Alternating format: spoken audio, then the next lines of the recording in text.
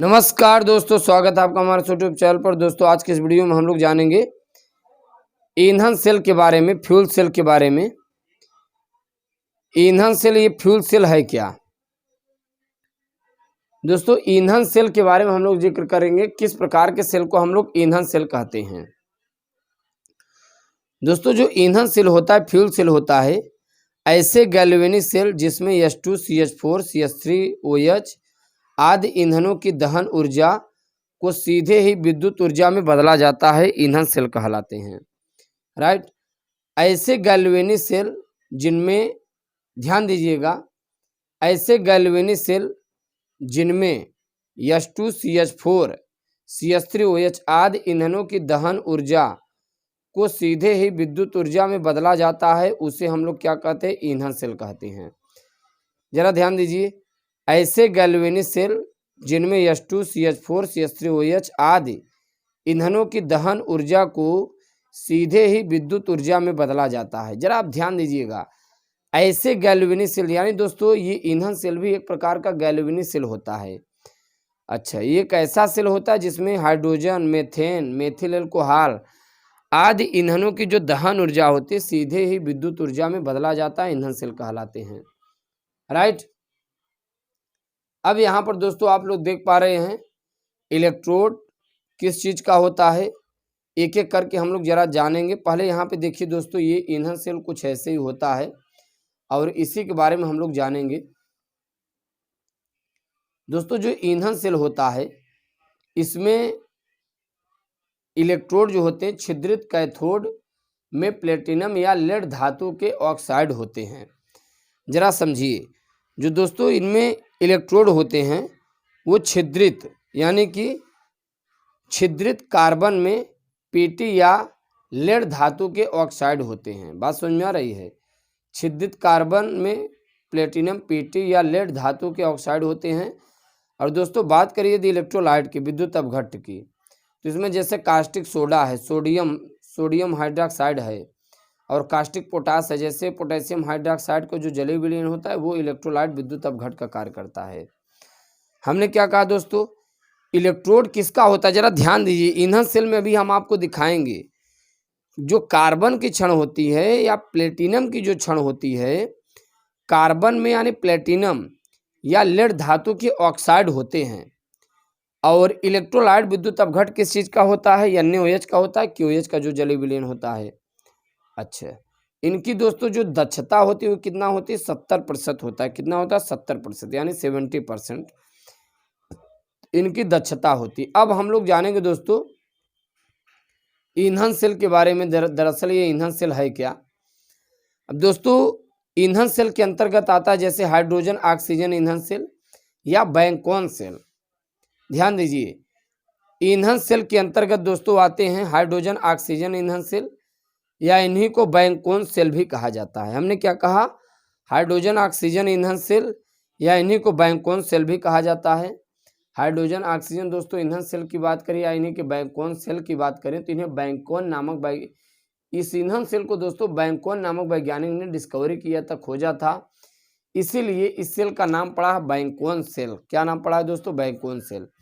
अब यहाँ पर आप जरा ध्यान दीजिए, जो दोस्तों फ्यूल सेल है, जो ईंधन सेल है, ये किस प्रकार का बना होता है, कैसा इनका कार्य होता है, जरा इसके बारे में हम लोग जिक्र करते हैं। आप देख पा रहे हैं दोस्तों, ये चारों तरफ से ये सेल जो है एक पात के द्वारा घिरा है। अच्छा, ये दोस्तों जो दो लंबी डंडियां खड़ी हैं, ये जो आप देख पा रहे हैं, नेगेटिव क्षण को हमने एनोड से जोड़ दिया है और पॉजिटिव क्षण को हमने कैथोड से जोड़ दिया है। अच्छा, जरूरी नहीं है कि यहाँ नेगेटिव है तो इसे हम कैथोड बना देंगे और ये पॉजिटिव है तो इसे हम लोग एनोड बना देंगे। दोनों की प्रक्रियाएं ये अलग होती हैं दोस्तों।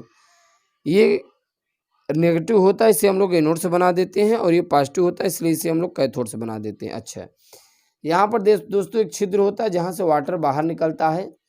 अच्छा, ये जो आप देख पा रहे हैं जो क्षण लगी हुई दोस्तों, ये छिद्रित क्षण है, यानी कि ये छिद्र युक्त क्षण है। और इसी में दोस्तों क्या भरा होता है? प्लेटिनम या लेड का ऑक्साइड भरा होता है। इन्हीं ये जो छिद्र आप देख पा रहे हैं दोस्तों, जो इलेक्ट्रोड आप छिद्रित देख पा रहे हैं, इनमें प्लेटिनम या लेड का ऑक्साइड भरा होता है।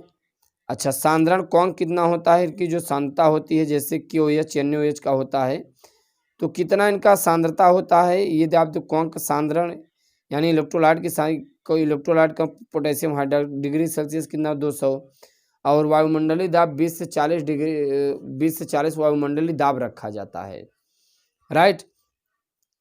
और एक चीज ध्यान में रखना दोस्तों, ये जो ईंधन सेल होता है ये सबसे अच्छा किसका स्रोत होता है, इलेक्ट्रिक के साथ साथ सबसे अच्छा स्रोत जो दोस्तों होता है ये वाटर का भी माना जाता है। तो ये चीज आपको ध्यान में रखना है, हर चीज के साथ साथ वाटर का भी एक अच्छा स्रोत माना जाता है। अब ये चीज जरा आप समझिए कैसे, यहाँ से आप देख पा रहे हैं हाइड्रोजन गैस, यहाँ से आप देख पा रहे हैं oxygen gas, hydrogen gas oxygen, hydrogen oxygen, ठीक। अच्छा, अब यहाँ पर आप ध्यान दीजिए दोस्तों, ईंधन ईंधन किस चीज का होता है दोस्तों, ईंधन जैसे यहाँ पे आप देख पा रहे हैं हाइड्रोजन व ऑक्सीजन गैस है, ये ईंधन का कार्य करता है। यहाँ पे देखिए इस साइड से हाइड्रोजन, इस साइड से ऑक्सीजन, ठीक।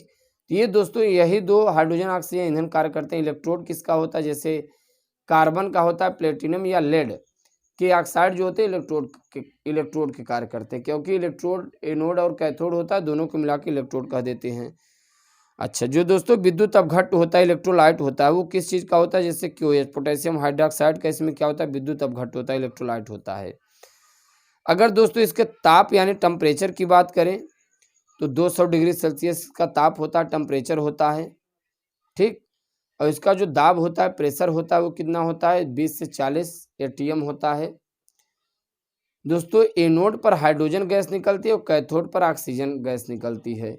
और आप सोच रहे होंगे कि यार एनोड पर हाइड्रोजन गैस कैसे निकल गई, कैथोड पर ऑक्सीजन गैस कैसे निकल गई। आपके मन में विचार आ रहा होगा भैया हाइड्रोजन ज़्यादातर पॉजिटिव में होता है, जिससे कैथोड पे निकलना चाहिए और ऑक्सीजन को एनोड पर निकलना चाहिए, क्योंकि ये जो दोस्तों ये ECS श्रेणी पे आधारित होता है।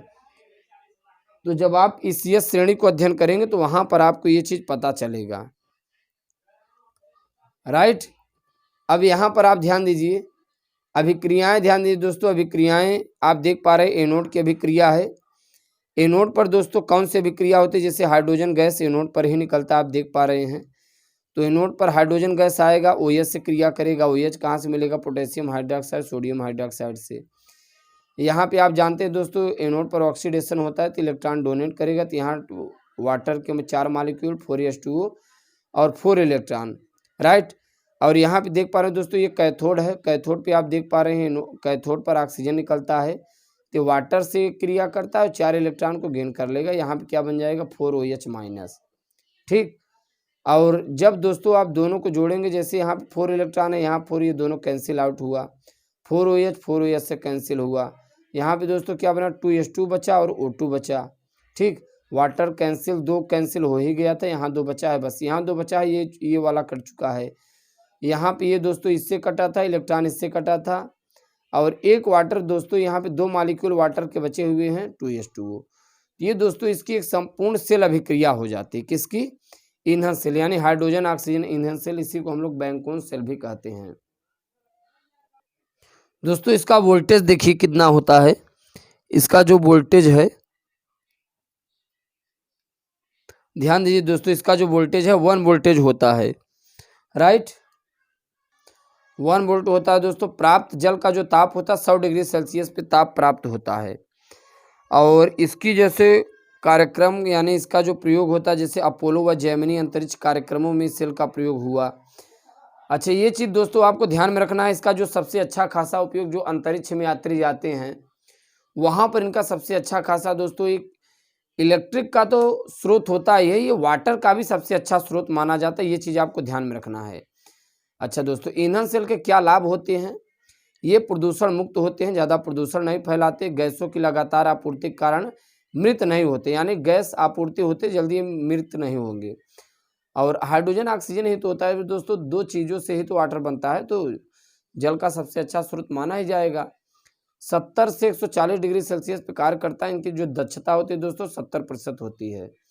ईंधन सेल की दोस्तों ये सीमाओं की बात करें तो विद्युत अपघट्टों के प्रयोग के कारण जंग लगने का खतरा होता है। पीटी व प्लेटिनम उत्प्रेरक बहुत महंगा होता है, तो ये इनकी सीमाएं होती हैं।